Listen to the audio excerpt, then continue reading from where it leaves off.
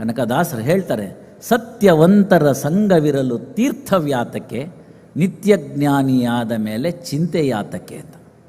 ಸತ್ಯಕ್ಕೆ ನೋಡಿ ಯಾವುದೇ ಮೇಕಪ್ ಬೇಕಾಗಿಲ್ಲ, ಎವರ್ ಗ್ರೀನ್. ಅದು ಗ್ರೀನ್ ರೂಮ್ ಅಂತ ಕೇಳಿರ್ತೀವಿ ನಾಟಕಗಳಲ್ಲಿ, ಅಲ್ಲೇನಂದರೆ ಮೇಕಪ್ ಮಾಡ್ತಾರೆ, ಅದಕ್ಕೆ ಗ್ರೀನ್ ರೂಮ್ ಅಂತ. ಸತ್ಯಕ್ಕೆ ಮೇಕಪ್ ಬೇಕಾಗಿಲ್ಲ. ಮೇಕಪ್ ಇಲ್ದಲೇ 24/7 ಇರ್ತಕ್ಕಂಥ ಒಂದೇ ಒಂದು ಮೌಲ್ಯ ಅಂದರೆ ಅದು ಸತ್ಯ ಮಾತ್ರ. ಅದಕ್ಕೆ ಯಾವತ್ತೂ ಮೇಕಪ್ ಬೇಕಾಗಿಲ್ಲ.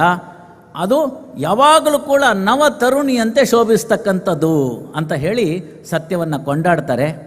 ಹೆಚ್ಚೇನು ತಾವೆಲ್ಲ ಕೇಳಿರ್ತೀರಿ, ಸತ್ಯ ಹರಿಶ್ಚಂದ್ರನ ಆ ಕಥೆಯನ್ನು ಕೇಳಿರ್ತೀರಿ ನೀವು.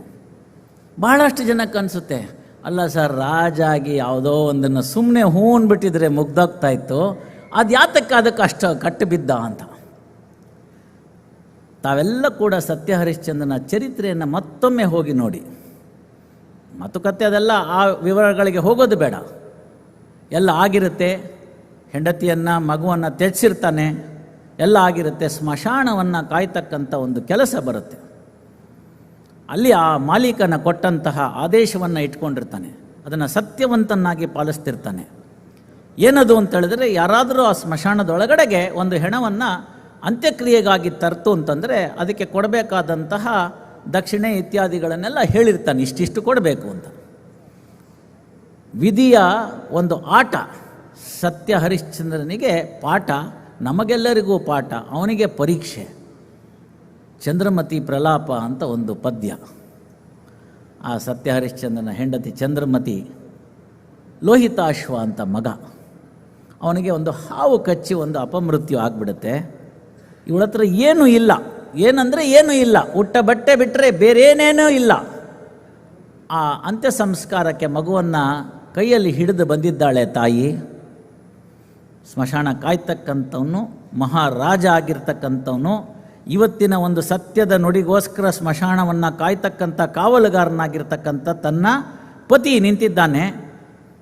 ಈ ಥರ ಪರಿಸ್ಥಿತಿ ಇದೆಯಪ್ಪ, ನೋಡು, ನನ್ನ ಹತ್ರ ಏನೂ ಇಲ್ಲ, ಈ ಕೂಸನ್ನು ಅಲ್ಲಿಗೆ ನೀನು ಅಂತ್ಯ ಸಂಸ್ಕಾರ ಮಾಡೋದಕ್ಕೆ ನಿನ್ನದೇ ಮಗ, ಮಾಡೋಕ್ಕೆ ಪ್ರಯತ್ನ ಮಾಡಿ ನನಗೆ ಅವಕಾಶ ಮಾಡಿಕೊಡು ಅಂತಾನೆ. ಸತ್ಯ ಹರಿಶ್ಚಂದ್ರ ಆಗಲ್ಲ ಅಂತ ಹೇಳ್ತಾನೆ. ಇಂತಹ ಕಠಿಣ ಪರೀಕ್ಷೆ ನಮ್ಗೆ ಯಾರಿಗೂ ಬರಲಿಲ್ಲ, ಆದರೂ ಕೂಡ ಆಗೋದಿಲ್ಲ ಅಂತ ಹೇಳ್ತಾನೆ. ಈ ಕ್ಷಣಕ್ಕೆ ಕಾಯ್ತಾ ಇರ್ತಾರೆ, ಈ ಕ್ಷಣಕ್ಕೆ ಕಾಯ್ತಾ ಇರ್ತಾರೆ. ಅಂದರೆ ಕಠಿಣಾತಿ ಕಠಿಣ ಪರಿಸ್ಥಿತಿಯಲ್ಲಿ ಕೂಡ ಇವನು ತನ್ನ ಸತ್ಯದಿಂದ ವಿಮುಖನಾಗ್ತಾನಾ ಅನ್ನೋದನ್ನು ಪರೀಕ್ಷೆ ಒಡ್ಡಿರ್ತಾರೆ.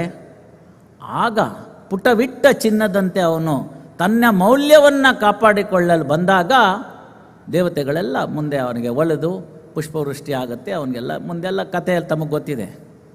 ಸ್ನೇಹಿತರೆ, ಇಷ್ಟು ಕಷ್ಟಪಡಬೇಕಾಗಿತ್ತು ಅಂದರೆ ಸತ್ಯ ಹರಿಶ್ಚಂದ್ರನ ಜೀವಮಾನವನ್ನು ಕಳೆದು ನೋಡಿದಾಗ ನಾವು ಇಷ್ಟು ಕಷ್ಟಪಟ್ಟಿದ್ದವನು ಕೇವಲ 2 ವರ್ಷ ಮಾತ್ರ. ಅದು ಪರೀಕ್ಷೆಯ ಅವಧಿ. ಹಾಗಾಗಿ ಸತ್ಯವನ್ನು ಬಿಡದಲ್ಲೇ ಇದ್ದಿದ್ದು ಮೊದಲನೇ ಮೌಲ್ಯ ಆಯಿತು. ಸತ್ಯಂ ವಧ ಆಯಿತು. ದೊಡ್ಡ ದ ಅಲ್ಲ, ವಧ ಅಲ್ಲ, ಅದು ಮಹಾಪ್ರಾಣದ ದ ಆಗಬಾರ್ದು, ವಧ ಅಂದರೆ ಮಾತಿನಲ್ಲಿ, ನಡೆ ನುಡಿಯಲ್ಲಿ ಸತ್ಯವನ್ನು ಕಾಪಾಡ್ಕೋಬೇಕು. ಇದು ಮಾಡಿಕೊಂಡ್ರೆ ನೀವು ಪಾಸ್ ಗ್ಯಾರಂಟಿ. 35 ಮೇಲೆ ಬಂದ್ಬಿಡ್ತು ನಂಬರು, ಇನ್ನು ಮಿಕ್ಕಿದ್ದೆಲ್ಲ ಬರೋದು ಬೋನಸ್. ಪಾಸ್ ಆಗೋಗ್ಬಿಟ್ವಿ ಜೀವಮಾನದಲ್ಲಿ. ಇದೊಂದು ಮೌಲ್ಯವನ್ನು ಇಟ್ಕೊಂಡ್ರೆ ಸ್ನೇಹಿತರೆ, ಈ ಸತ್ಯ ಅಂತಕ್ಕಂಥ ಒಂದು ಮೌಲ್ಯವನ್ನು ನಾನು, ತಾವು, ಇಲ್ಲಿರ್ತಕ್ಕಂಥವ್ರು, ಅಂತರ್ಜಾಲದ ಮುಖಾಂತರ ನೋಡ್ತಿರ್ತಕ್ಕಂಥವ್ರು ಪ್ರತಿಯೊಬ್ಬರೂ ಕೂಡ ಇದೊಂದನ್ನು ಪಾಲನೆ ಮಾಡಿದ್ರೆ ನ್ಯಾಯಾಲಯದ ಇವತ್ತಿನ ಕಟ್ಟಳೆಗಳೇನಿದೆ ಅದರಲ್ಲಿ 50ರಿಂದ 70% ಕಟ್ಟಳೆಗಳು ತನ್ನಿಂದ ತಾನೇ ಮುಗಿಯಲ್ಪಡುತ್ತವೆ. ಅನುಕೂಲ ಸಿಂಧುವನ್ನು ಮಾಡ್ಕೊಂಡ್ಬಿಟ್ಟಿದ್ದೀವಿ. ಸತ್ಯಂ ಬ್ರೂಯಾತ್ ಪ್ರಿಯಂ ಬ್ರೂಯಾತ್ ನ ಬ್ರೂಯಾತ್ ಸತ್ಯಂ ಅಪ್ರಿಯಂ ಅಂತ. ಎಲ್ಲರೂ ಶೆಲ್ಟರ್ ತಗೊಳ್ಳೋದೇ ಅದು. ಸರ್ ಅದೇನೋ ಹೇಳಬೇಕು ಅಂತಿದ್ದೆ, ಬಟ್ ಇಷ್ಟೆಲ್ಲ ಆಗ್ಬಿಡುತ್ತಲ್ಲ, ಅಲ್ಲೇ ವೇದವಾಕ್ಯ ಇದೆಯಲ್ಲ, ನ ಬ್ರೂಯಾತ್ ಸತ್ಯಂ ಅಪ್ರಿಯಂ ಅಂತ. ನಾವು ಅದರಲ್ಲಿ ಬಂದ್ಬಿಡ್ತೀವಿ ಎಕ್ಸೆಪ್ಷನ್ ಕ್ಲಾಸಲ್ಲಿ ಅಂತ. ಎಕ್ಸೆಪ್ಷನ್ ಕ್ಲಾಸ್ ಇರ್ತಕ್ಕಂಥದ್ದು ಮಹೋನ್ನತ ಕಾರ್ಯಕ್ಕಾಗಿ, ನಮ್ಮ ಸ್ವಾರ್ಥಕ್ಕಾಗಿ ಅಲ್ಲ ಅನ್ನೋದನ್ನು ಹೇಳ್ತಾರೆ. ಮತ್ತೆ ನಾ ಮದುವೆ ಮನೆಗೆ ಹೋಗಿ ಸತ್ತ ಸುದ್ದಿಯ ಪೇಳಿದೆ, ಸಿರಿರಮಣ ತವಚರಣ ದೊರಕುವುದು ಹ್ಯಾಂಗಿನ್ನು ಪರಮ ಪಾಪಿಷ್ಟ ನಾನು ಅಂತ ದಾಸ ಹೇಳ್ಕೊಡ್ತಾರೆ. ಸಾವಿರಾರು ಸುಳ್ಳು ಹೇಳಿ ಒಂದು ಮದುವೆ ಮಾಡುವಂಥ ಎಲ್ಲೂ ಇಲ್ಲ ಆ ಥರ ಎಲ್ಲ. ಒಂದು ಶುಭ ಕಾರ್ಯ ನಡೀತಿರ್ತಕ್ಕಂಥ ಸಂದರ್ಭದಲ್ಲಿ ನೀನು ಕೆಲವು ವಿಚಾರಗಳನ್ನು ಹೇಳೋದ್ರಿಂದ ಆ ಶುಭ ಕಾರ್ಯ ಮಹತ್ ಕಾರ್ಯ ನಿಲ್ಲೋ ಹಂಗಾಗಿದ್ದರೆ ಅಂಥ ಕ್ಷಣದಲ್ಲಿ ಮೌನ ವಹಿಸುವುದು ಮೇಲು ಅಂತ ಹೇಳಿದ್ದಾರೆ ಹೊರತು ಸುಳ್ಳು ಹೇಳು ಅಂತೆಲ್ಲೂ ಹೇಳಿಲ್ಲ. ಅವರ ಯಾರು ಬಂಧುಗಳಿರ್ತಾರೆ ಅವ್ರಿಗೆ ಕಂಕಣ ಬಲ್ಲ ಕೂಡಿರುತ್ತೆ, ಅವ್ರ ಪಡೆ ಯಾರೋ ತೀರ್ಮಾನವಾಗ ಯಾರೋ ವಯಸ್ಸಾದಂಥವ್ರು ಮತ್ತೊಬ್ಬರು ತೀರಿಕೊಂಡಿದ್ದಾರೆ ಅಂದರೆ ನೀನು ಅಲ್ಲಿ ಹೋಗಿ ಅದನ್ನು ಹೇಳಿ ಆ ಶುಭ ಕಾರ್ಯವನ್ನು ನಿಲ್ಲಿಸಬೇಡ. ಆಕೆ ಕನ್ಯಾದಾನ ಮಹಾದಾನ ಅಂತ, ಆ ದಾನವನ್ನು ನಿಲ್ಲಿಸಬೇಡ ಅನ್ನೋ ವಿಚಾರಕ್ಕೋಸ್ಕರ ಹೇಳಿದಂಥದ್ದು. ಹಲವು ಉದಾಹರಣೆಗಳನ್ನ ಕೊಡಬಹುದು. ಅದನ್ನು ಸ್ವಲ್ಪ ಆ ಕಡೆಗೆ ಬಿಟ್ಟರೆ ನೆಕ್ಸ್ಟ್ ಪದನೇ ನಮಗೆ ಬರ್ತಕ್ಕಂಥದ್ದು ಧರ್ಮಂ ಚರ ಅಂತ. ಇಲ್ಲಿ ಬಹಳಷ್ಟು ಕಟ್ಟಳೆಗಳು ನಮಗೆ ನ್ಯಾಯಾಲಯದ ಮುಂದೆ ಕಾಣ್ತಿರ್ತಕ್ಕಂಥದ್ದು. ಸತ್ಯ ಕಾಣ್ತಾ ಇದೆ, ಸತ್ಯವಂತನಾಗಿ ನಾವು ನಡೆಯಲಿಲ್ಲ ಅನ್ನೋ ವಿಚಾರ. ಹಾಗಾಗಿ ಧರ್ಮಂಚರ ಅಂತ ಹೇಳ್ತಾರೆ. ನಮ್ಮ ಈ ಭಾರತ ವರ್ಷ ದೇಶ ಕೊಟ್ಟಂಥ ಅತ್ಯುನ್ನತವಾದ ಒಂದು ಸಂದೇಶ ಏನಾದರೂ ಇದೆ ಅಂತ ಇವತ್ತಿನ ದಿನಮಾನದಲ್ಲಿ ಕಾಣೋದಾದರೆ ಅದು ಧರ್ಮಂಚರ ಅಂತ. ಧರ್ಮೋ ರಕ್ಷತಿ ರಕ್ಷಿತಃ ಅಂತ ಎಷ್ಟು ವಿಚಾರವಾಗಿರ್ತಕ್ಕಂಥದ್ದು. ಹಲವಾರು ನ್ಯಾಯಾಲಯಗಳಲ್ಲಿ ಹಲವಾರು ನ್ಯಾಯ ಫಲಕಗಳಲ್ಲಿ ನಾವು ಈ ಘೋಷಣೆಯನ್ನು ಕೇವಲ ಗೋಲ್ಡನ್ ಅಕ್ಷರದಲ್ಲಿ ಬರೆಸಿ ಇಟ್ಟುಬಿಟ್ಟಿದ್ದೇವೆ ಹೊರತು ಅದನ್ನು ಪಾಲನೆ ಮಾಡ್ತಿಲ್ಲ ಅಂತಕ್ಕಂಥದ್ದು ಧರ್ಮಂಚರ ಅಂತ. ಆಗ ಧರ್ಮ ಅಂದರೆ ಏನು ಅನ್ನೋ ಪ್ರಶ್ನೆ ಬರುತ್ತೆ. ಧರ್ಮ ಅಂದರೆ ಏನು ಅನ್ನೋ ಪ್ರಶ್ನೆ ಬಂದಾಗ ಸಾಧಾರಣವಾಗಿ ನಮ್ಮ ಪರಿಸ್ಥಿತಿ ಏನಾಗಿದೆ ಇವತ್ತು ಅಂತಂದರೆ, ಮಕ್ಕಳಿಗೆ ಆಗಲಿ ನನ್ನ ಜನಾಂಗದವರಿಗೆ ಆಗಲಿ ಅಲ್ಲಿಂದ ಸ್ವಲ್ಪ ಇನ್ ಬಿಟ್ವೀನ್ ಇರ್ತಕ್ಕಂಥ ಜನಾಂಗದವರಿಗೆ ಆಗಲಿ ಇವತ್ತು ಯಾವುದೂ ಕೂಡ ಸ್ಪಷ್ಟತೆ ಇಲ್ಲ. ಸ್ಪಷ್ಟತೆ ಯಾಕಿಲ್ಲ ಅಂದರೆ ಧರ್ಮ ಅಂದ್ರೇನು ಅಂತ ಕೇಳಿದ್ರೆ ಹೇಳೋಕ್ಕಾಗಲ್ಲ ಅದು. ಹಾಗಾಗಿ ಧರ್ಮ ಅನ್ನೋ ಪದ ಸಂಸ್ಕೃತದಲ್ಲಿ ಮಾತ್ರ ಇರತಕ್ಕಂಥ ಪದ. ಪ್ರಪಂಚದ ಬೇರೆ ಭಾಷೆಗಳಲ್ಲಿ ಇದಕ್ಕೆ ಸಮಾನಾರ್ಥಕವಾದ ಪದವಿಲ್ಲ. ಬಹುಶಃ ಏನು ಸರ್ ಹೀಗೆ ಹೇಳ್ಬಿಟ್ರಿ ಅಂದರೆ ಡಿಕ್ಷನರಿನಲ್ಲಿ ಇದೆ, ಗೂಗಲ್ ಹಾಕಿ ನೋಡ್ತೀವಿ ತಿಕ್ಕುತ್ತೆ ಅಂತಂದರೆ ನೀವು ಧರ್ಮ ಅಂತ ಕೇಳಿದ್ರೆ ರಿಲಿಜಿಯನ್ ಅಂತ ತೋರಿಸ್ಬಿಡುತ್ತೆ. ಅದು ಮೊದಲನೇ ತಪ್ಪು. ಮೊದಲನೇ ತಪ್ಪೇ ಅಲ್ಲಿಂದ ಶುರುವಾಗುತ್ತೆ. ಅವ್ರು ನಾವು ಕೇಳಿರೋ ಪ್ರಶ್ನೆಯನ್ನು ಅವ್ರು ಉತ್ತರಿಸ್ತಿರೋದು ಬೇರೆ ಇನ್ನೇನು. ಹಾಗಾಗಿ ತಾಕಲಾಟಗಳು ಬಂದಿದೆ. ಧಾರಯೇತಿಥಿ ಧರ್ಮ ಅಂತ ಹೇಳಿ ಪಂಡಿತರುಗಳೆಲ್ಲ ಹೇಳಿದ್ದಾರೆ. ಹಾಗಾದರೆ ಏನನ್ನು ನಾವು ಧರಿಸ್ಕೊಂಡಿರಬೇಕು ಅನ್ನೋದನ್ನು ಬಂತು ಅನ್ನೋದನ್ನು ನೋಡಬೇಕಾಗುತ್ತೆ. ಅದನ್ನು ನೋಡ್ತಾ ಹೋದಾಗೆ ಹೆಚ್ಚೇನು ಯುಧಿಷ್ಠಿರನಿಗೆ ಭೀಷ್ಮಾಚಾರ್ಯರಲ್ಲಿ ಗೀತಾಚಾರ್ಯರಾಗಿರ್ತಕ್ಕಂಥ ಕೃಷ್ಣನ ಕಳಿಸಿ ಹೇಳ್ತಾನೆ, ಶರಶಯ್ಯಲ್ಲಿ ಬೆಳೆದಿರ್ತಕ್ಕಂಥ ಭೀಷ್ಮರ ಹತ್ರ ಹೋಗು, ಕೇಳು ವಿಷಯಗಳನ್ನ ಅಂತ ಶಾಂತಿ ಪರ್ವ ಮಹಾಭಾರತದಲ್ಲಿ ತಾವೆಲ್ಲ ಅದನ್ನು ಒಮ್ಮೆ ನೋಡಬೇಕು. ಆಗ ಭೀಷ್ಮರು ಹೇಳ್ತಾರೆ, ಬೇರೆ ಯಾರೂ ಅಲ್ಲ, ಯಾರನ್ನ ನಾವು PhD the person who knows the ಧರ್ಮಶಾಸ್ತ್ರ ಅಂತ ಹೇಳಿ ನಾವು ಯುಧಿಷ್ಠಿರನ ಗೀತಾಚಾರ್ಯನಾಗಿರ್ತಕ್ಕಂಥ ಕೃಷ್ಣ ಕಳಿಸಿರ್ತಾನೆ. ಅಂತಹ ಪ್ರೊಫೆಸರ್ ಹೇಳ್ತಾರೆ, ಯುಧಿಷ್ಠಿರ ಧರ್ಮ ಅನ್ನೋ ಪದವನ್ನು ನನ್ನ ಕೈನಲ್ಲಿ ವರ್ಣಿಸೋಕ್ಕಾಗಲ್ಲಪ್ಪ ಅಂತ ಹೇಳ್ತಾರೆ. ಮತ್ತು ಅವ್ರ ಹತ್ರ ಹೋಗೇನು ಉಪಯೋಗ ಅಂತ ಹೇಳಿದ್ರೆ ಕೆಲವು ವಿಚಾರಗಳನ್ನು ತಿಳಿಸ್ಕೊಡ್ತಾರೆ. ನೋಡಪ್ಪ, ಇವುಗಳನ್ನೆಲ್ಲ ಮಾಡಿದ್ರೆ ಧರ್ಮ ಮಾಡ್ದ ಹಾಗೆ ಅಂತ ಹೇಳ್ತಾರೆ. ಧರ್ಮ ಅಂತಂದರೆ ನಮ್ಮ ಮಾಡ್ರನ್ ಕಾಂಟೆಕ್ಸ್ಟ್ನಲ್ಲಿ ನಾವು ಕೋಡ್ ಆಫ್ ಕಾಂಡಕ್ಟ್ ಅಂತ ಇಟ್ಕೋಬೇಕು. ಕೋಡ್ ಆಫ್ ಕಾಂಡಕ್ಟ್ ಅಂತ.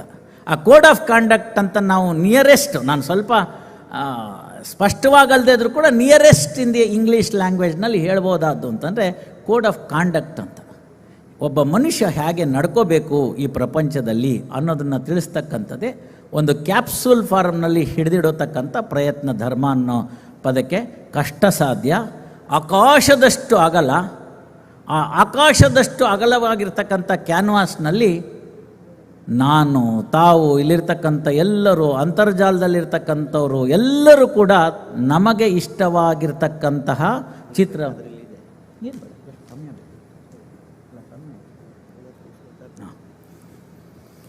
ನಿಮಗೆ ಬೇಕಾದಂತಹ ಎಲ್ಲ ಚಿತ್ರಗಳನ್ನು ಬಿಡಿಸಿಕೊಳ್ಳಬಹುದು ಅನ್ನೋ ಒಂದು ಸ್ವಾತಂತ್ರ್ಯವನ್ನು ಕೊಟ್ಟರು.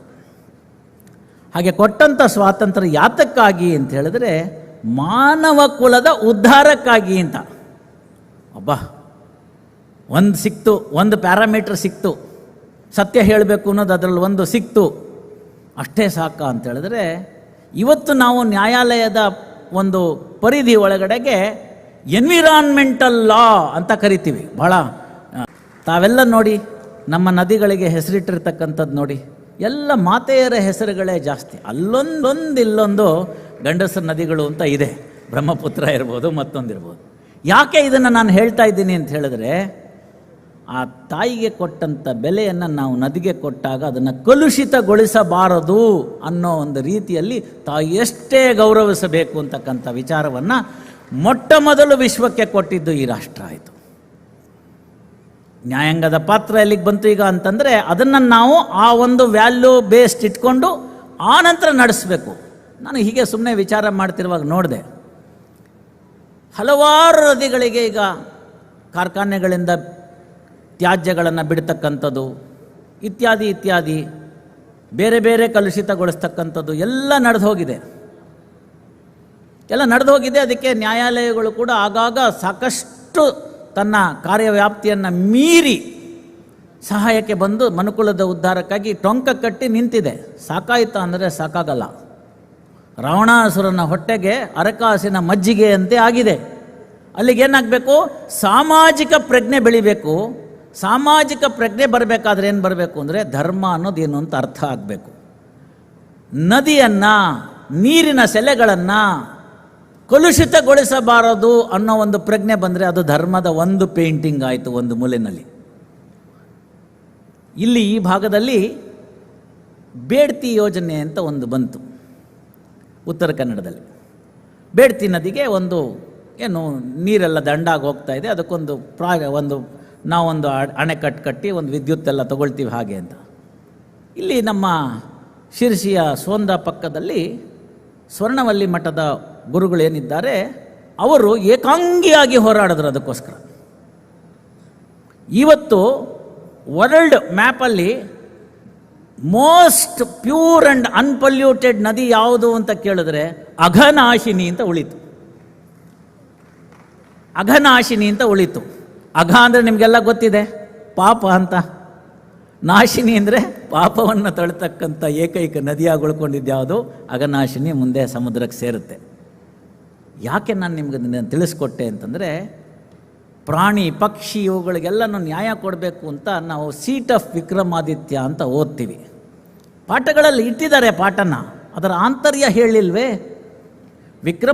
ವಿಕ್ರಮಾದಿತ್ಯ ಅಂತಕ್ಕಂಥ ರಾಜ ಒಂದು ನ್ಯಾಯದ ಗಂಟೆಯನ್ನು ಕಟ್ಟಿದ್ದ.